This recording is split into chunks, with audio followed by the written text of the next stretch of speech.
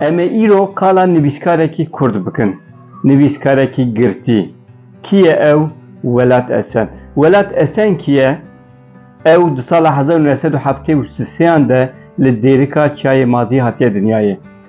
Dibistana seretayî navîn û lîse li wir xwendiye û temam kiriye. Paşê 1991 da derbasî zanîngeha Dîcleyê besra mamostetiya dîrokê bûye. Paşê çi bûye? Piştî sala duyan ji ber xebatên polîtîk dest ji dibistanê berdaye.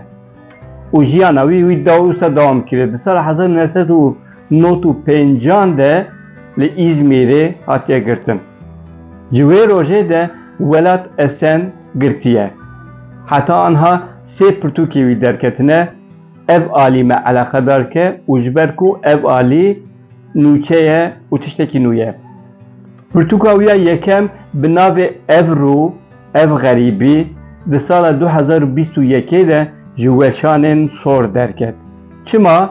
Ji ber ku ev dosyaya helbestan bû, wê salê di pêşbaziya helbestan a Arjen Alî de bû yekemîn û dosya ji wir derket. Welat Esen nivîskarekî jîre û xweş nivîsîne. Paşê çi derket? Di sala 2022 de bi navê Topa Xwedê pirtûka wî ya çîrokan derket.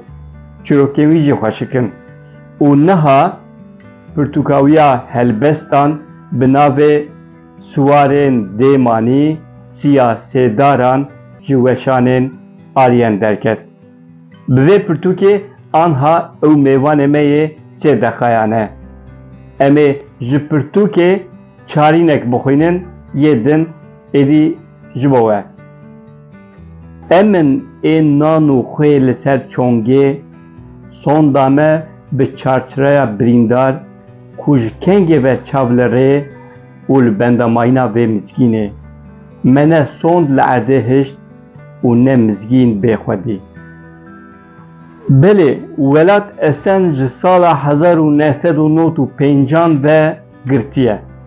Ji hundir ve bi Kurdî dinivîsîne û dişîne derve. 95 em anhazî 2024 dane. Salek din dike 30 sal. Belê 30 sal. Em hêvî bikin wê di demek Kurd te bêberdan.